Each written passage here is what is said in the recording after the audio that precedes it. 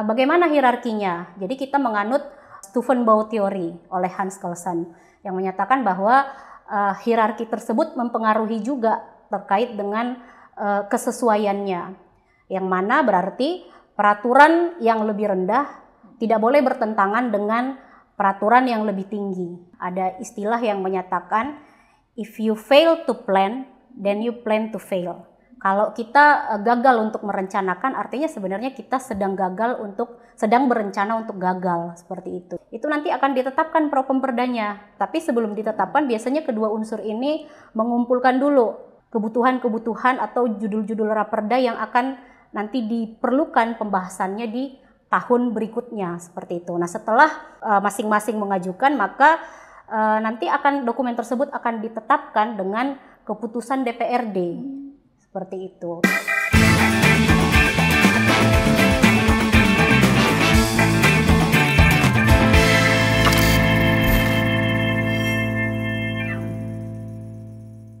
Halo Sobat Yoman dimanapun berada, berjumpa dengan saya Eli sebagai host di podcast kali ini. Sudah hadir bersama kita narasumber yang akan memberikan informasi kepada kita terkait dengan kedudukan dan juga tahapan pembentukan peraturan perundang-undangan. Beliau masih sangat muda, namun sudah cukup lama berkiprah dalam perancangan peraturan perundang-undangan. Beliau adalah Mbak Dina Mariana Sirait, SHMH. Selamat siang, Mbak. Selamat siang, Mbak Eli. Terima kasih Mbak Dina sudah meluangkan waktu, menyempatkan hadir pada podcast kali ini. Nah, Mbak Dina merupakan perancang peraturan perundang-undangan ahli madya pada kantor wilayah Kementerian Hukum dan HAM Lampung. Jadi kalau perancang ahli madya ini jabatannya udah paling tinggi kalau di kantor wilayah ya Mbak ya? Untuk saat ini iya. Baik, baik mungkin saya yakin rekan-rekan ataupun Sobat Yoman penasaran perancang itu apa? Pekerjaannya seperti apa? Sebelum jauh kita terkait dengan kedudukan dan tahapan pembentukan peraturan perundang-undangan, ada baiknya kita mengenal terlebih dahulu jabatan fungsional perancang peraturan perundang-undangan itu apa. Baik, bisa dijelaskan? Oke, jadi tadi pertanyaan tugas dan fungsi, tentu saja kita kembali ke aturan ya Mbak ya. Jadi kalau secara aturan disebut fungsional perancang peraturan perundang-undangan itu ada persyaratannya. Yang pertama, dia harus sebagai pegawai negeri sipil atau ASN sekarang ya istilahnya. Kemudian yang kedua itu diangkat dalam jabatan fungsional perancang, jadi memang tertentu fungsional perancang. Kemudian yang ketiga itu diberi tugas, tanggung jawab dan juga hak secara penuh oleh pejabat yang berwenang untuk membentuk peraturan perundang-undangan. Nah, apa itu pembentukan peraturan perundang-undangan? Tentu proses pembentukan peraturan perundang-undangan yang ada beberapa tahapan, dari mulai perencanaan, kemudian nanti dia ada penyusunan, ada pembahasan, kemudian sampai ke penetapan dan juga ke pengundangan. Itu Mbak yang disebut dengan peraturan perundang-undangan. Nah Mbak, kalau tadi kita ngomong terkait dengan pembentukan peraturan perundang-undangan, nah sebetulnya kan Mbak Dina bekerja di kantor wilayah Kementerian Hukum dan HAM. Okay. Nah kaitannya dengan pembentukan peraturan perundang-undangan itu sendiri itu seperti apa Mbak? Oke. Tadi memang kita lebih familiar dengan peraturan daerah, tapi sebenarnya peraturan perundang-undangan itu sendiri kan jenisnya banyak, seperti misalnya ada undang-undang, ada peraturan daerah. Nah, tapi kantor wilayah itu sendiri, kenapa ada irisannya, kaitannya seperti itu dengan pemerintah daerah? Karena tentu diamanatkan oleh undang-undang. Jadi kalau kita melihat urusan kewenangan itu di Undang-Undang 23 tahun 2014 tentang pemerintahan daerah, salah satunya memang mengatur terkait dengan urusan absolut. Jadi urusan absolut itu ada 6 urusan, seperti misalnya moneter, fiskal, keamanan, dan salah satunya itu adalah justisi. Jadi Kanwil Hukum dan HAM merupakan perpanjangan tangan dari Kementerian Hukum dan HAM Republik Indonesia, seperti itu. Nah, Kanwil itu sendiri pengaturannya ada Permenkumham nomor 30 tahun 2018 terkait dengan organisasi dan tata kerja dari Kanwil Kemenkumham itu sendiri. Jadi di Kanwil itu ada namanya Divisi Pelayanan Hukum dan HAM. Di bawahnya ada bidang hukum. Di bawahnya lagi ada Subit FPPHD, Fasilitasi Pembentukan Produk Hukum Daerah. Salah satu tusinya itu adalah pengharmonisasian produk hukum daerah. Nah, salah satunya produk hukum daerah tersebut adalah peraturan daerah. Jadi tentu saling beririsan karena produk hukum daerah yang dimiliki oleh pemerintah daerah itu kita harmonisasikan di kantor wilayah. Nah, itu hubungannya Mbak salah satunya.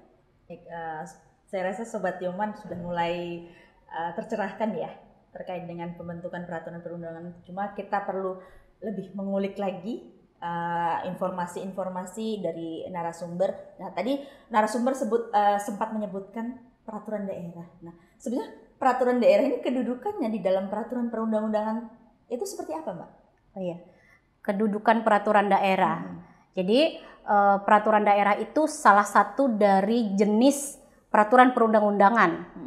Nah, peraturan perundang-undangan itu sendiri diatur di dalam undang-undang untuk saat ini Undang-Undang Nomor 12 Tahun 2011. Undang-undang ini setidaknya sudah 2 kali diubah. Yang pertama, Undang-Undang Nomor 15 Tahun 2019.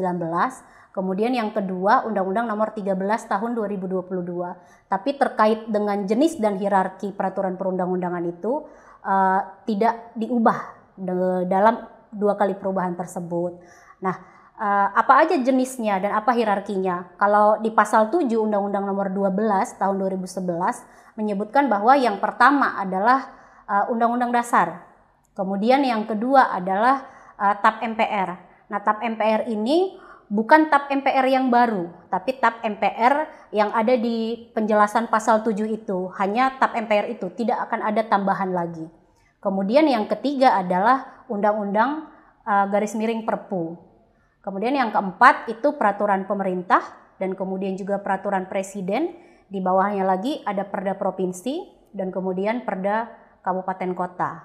Nah, bagaimana hierarkinya? Jadi kita menganut Steuvenbauer Theory oleh Hans Kelsen yang menyatakan bahwa hierarki tersebut mempengaruhi juga terkait dengan kesesuaiannya. Yang mana berarti peraturan yang lebih rendah tidak boleh bertentangan dengan peraturan yang lebih tinggi. Yang artinya peraturan daerah provinsi tadi lebih rendah kedudukannya dibandingkan dengan undang-undang. Otomatis Perda Provinsi tidak boleh bertentangan dengan undang-undang. Seperti itu kedudukannya Mbak di dalam peraturan perundang-undangan. Nah, tadi Mbak Dina sebutkan bahwa jenis ataupun hierarki peraturan perundangan itu ada beberapa ya Mbak. Ya. Tapi sebetulnya itu memang isinya itu berbeda-beda, makanya kenapa ada hierarki atau gimana Mbak? Tentu berbeda-beda sebenarnya karena materi muatan antara peraturan yang lebih tinggi tidak akan sama dengan peraturan yang di bawahnya. Sebagai contoh misalnya Undang-Undang Dasar kan dia sebagai peraturan yang lebih tinggi, jadi sifatnya bisa lebih umum seperti itu. Kemudian di bawahnya misalnya ada undang-undang. Di bawahnya lagi ada peraturan pemerintah. Nah, biasanya peraturan pemerintah ini merupakan peraturan pelaksana dari undang-undang.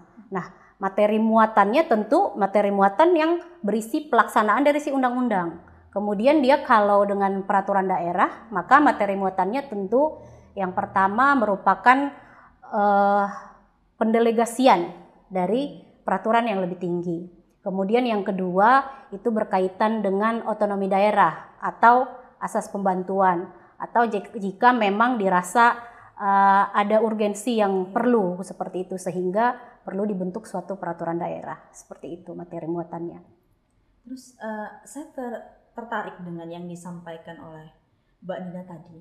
Tadi hanya sekilas saya dengar tadi Mbak Dina sampaikan tahapan pembentukan peraturan perundang-undangan. Tiap tahapan itu apa saja? Oke. Kita coba ya. Jadi yang pertama tentu perencanaan. Perencanaan ini tuh penting karena ada istilah yang menyatakan if you fail to plan, then you plan to fail.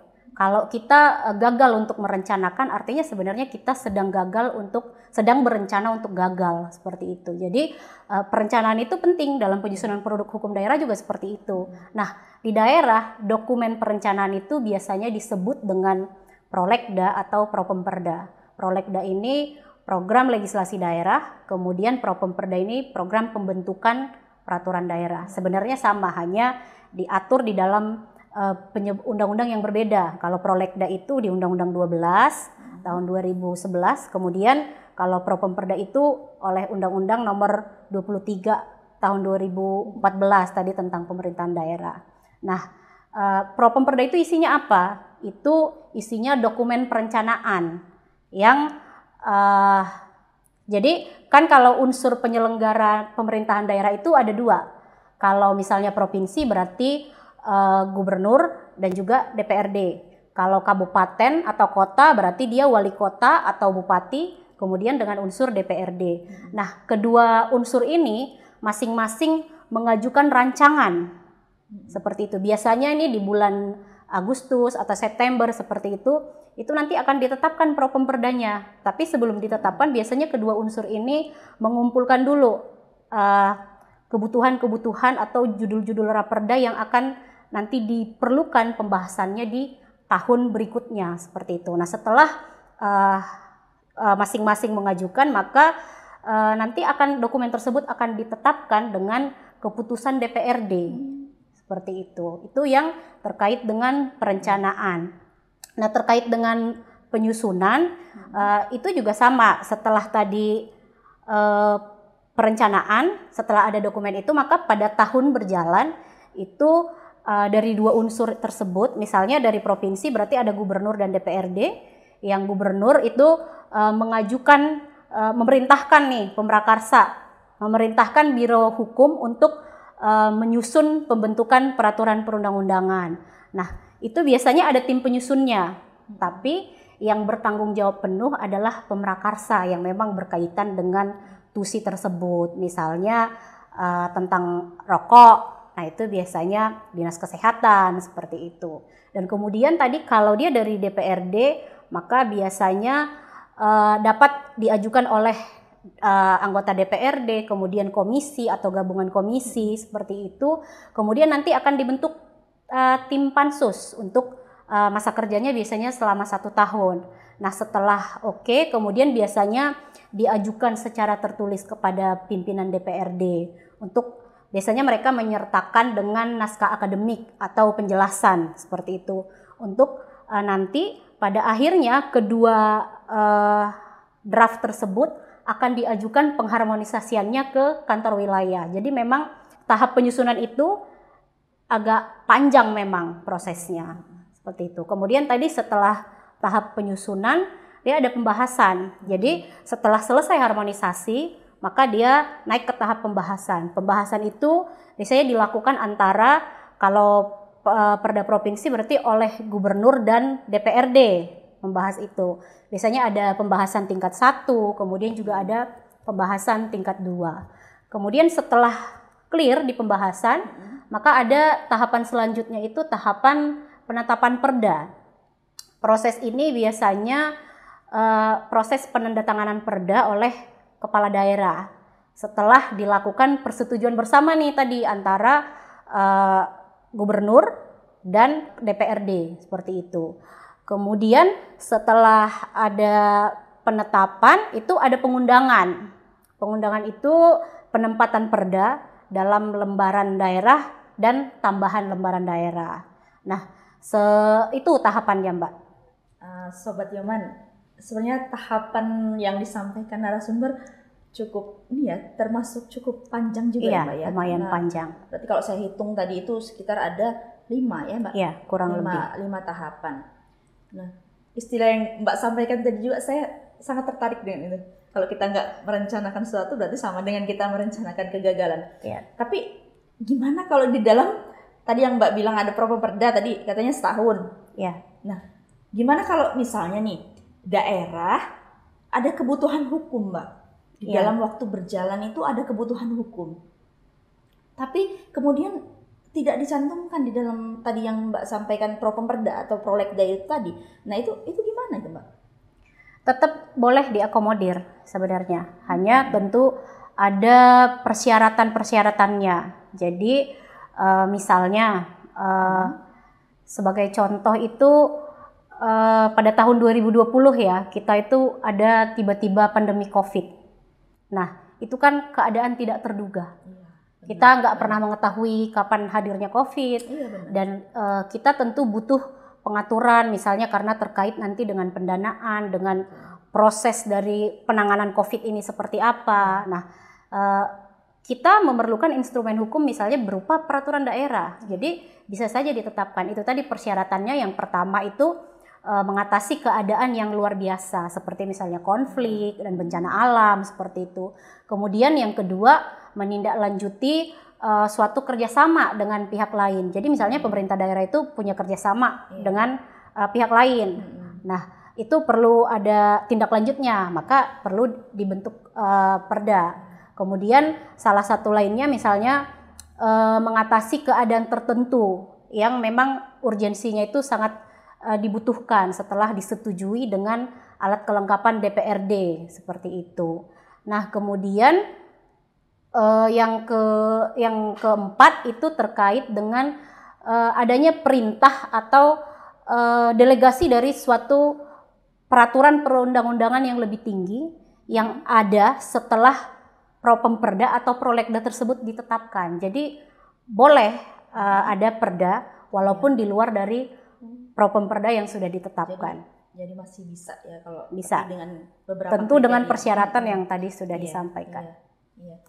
Tapi mungkin Sobat Yoman juga penasaran, kalau dari kelima tahapan tadi, sebetulnya kantor wilayah Kementerian Hukum dan HAM Lampung, khususnya para perancang nih seperti Mbak Dina, nah keterlibatannya atau keterkaitannya di tahapan mana Mbak? Oke, tadi sebenarnya sudah saya sounding sedikit keterlibatan perancang itu. Ini keterlibatan kanwil dan keterlibatan perancang sebenarnya ada sedikit berbeda ya gitu. Kalau keterlibatan kanwil sebenarnya di tahapan harmonisasi. Tadi kita sudah membahas bahwa harmonisasi itu ada di tahap perencanaan, ada di tahap penyusunan.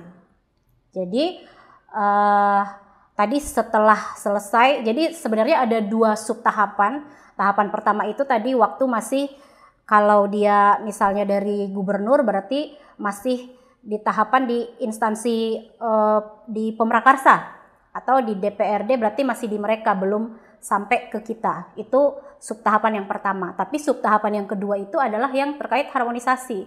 Jadi mereka ini baik dari unsur gubernur ataupun misalnya dari unsur DPRD itu mengajukan pengharmonisasian ke kantor wilayah. Nah, pengharmonisasian itu merupakan penyelarasan antara draft yang akan dibahas dengan ketentuan peraturan perundang-undangan. Kemudian kalau perancang itu sendiri, keterlibatan perancang kita sudah jelas diatur di dalam undang-undang bahwa setiap tahapan pembentukan peraturan perundang-undangan itu melibatkan perancang. Jadi sebenarnya kalaupun kita mau, justru kita perlu untuk dilibatkan di setiap tahapan itu agar secara kronologi kita bisa mengetahui. Misalnya di perencanaan itu ketika kita sudah dilibatkan di kantor wilayah, oleh kantor wilayah, maka lebih mudah bagi kita untuk memahami ketika nanti pada tahapan pengharmonisasian diajukan ke kantor wilayah, daripada kita nggak mengetahui atau tidak libatkan di awal-awal tapi tiba-tiba pengharmonisasian ke kita seperti itu. Nah itu tahapannya Mbak. Oke. Nah saya yakin Sobat Yoman nih makin penasaran karena bahasannya makin menarik, makin dalam. Saya yakin Sobat Yoman di rumah makin ingin mengulik banyak informasi, tapi kemudian mungkin Sobat Yoman tidak bisa bertanya secara langsung. Saya sebagai Sobat Yoman juga sering saya itu kan download Mbak ya. Download di handphone, kita lihat misalnya ada undang-undang baru, kita download, terus mungkin ada perda baru kita download. Tapi memang formatnya ataupun bentuknya itu kan memang sepertinya sudah ada baku ya. bentuk baku karena kan berbeda dengan naskah yang lainnya ya. Ya. Nah, boleh tahu nggak sih Mbak, sebenarnya panduan teknik ataupun format ataupun bentuk dari peraturan perundang-undangan sendiri ada nggak panduannya Mbak? Ada. Ada. Jadi tadi di Undang-Undang 12 tahun 2011 dan juga sampai perubahan yang kedua itu dia ada lampirannya. Jadi lampiran itu kan bagian tidak terpisahkan dari peraturan perundang-undangan. Nah, itu diatur teknik penulisan tersebut diatur di lampiran 2. Kalau lampiran satunya membahas terkait dengan tata cara penyusunan naskah akademik. Jadi sudah diatur terkait dengan teknik penyusunannya di lampiran 2 tersebut. Jadi adanya di lampiran 2 itu ya. Jadi sebenarnya Sobat Yoman juga bisa mengakses itu, bisa kalau melihat ya. Diunduh terus dibaca itu di bisa. Lampiran 2. Ya, di lampiran 2. Baik. Kalau kita kembali lagi tadi Mbak, kalau di level daerah itu kan tadi Mbak Dina sampaikan itu perda ya. Peraturan perundang-undangannya. Tapi Mbak gimana ya? Misalnya di lingkungan kita melihat ada banyak yang kemudian terjadi pelanggaran-pelanggaran. Atau mungkin tidak patuh terhadap aturan-aturan. Nah, sebetulnya hal-hal seperti itu Mbak, boleh nggak sih Pak diatur di perda? Atau misalnya kan kalau kita ada melanggar peraturan atau tidak patuh itu kan biasanya ada punishment. Contohnya apa nih yang dilanggar? Contohnya dulu apa nih yang dilanggar? Ya misalnya kalau kita perempuan ini kan biasanya kita agak terganggu dengan rokok, asap rokok gitu.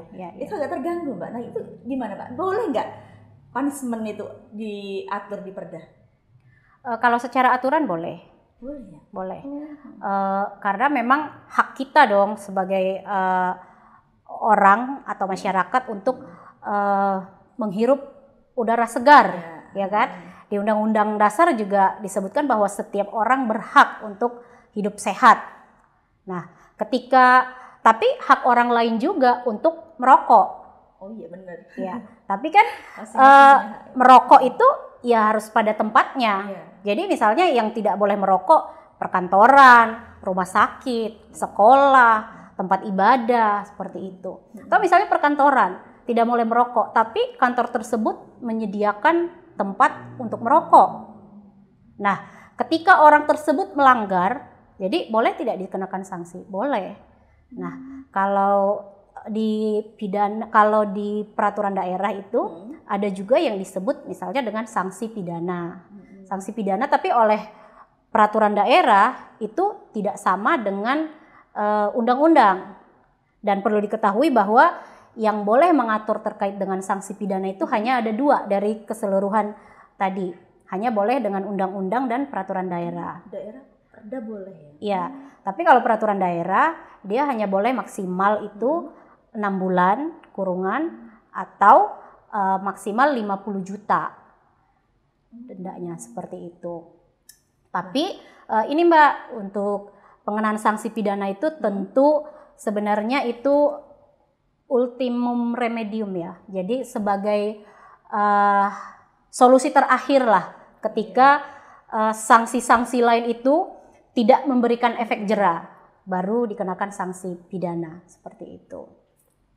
Nah, gitu Sobat Yoman, berarti di daerah, misalnya di peraturan daerah itu dapat juga dikenakan sanksi pidana. Jadi harapannya Sobat Yoman ini ya, taat hukum, taat tidak peraturan, melanggar, selalu patuh dengan aturan ya.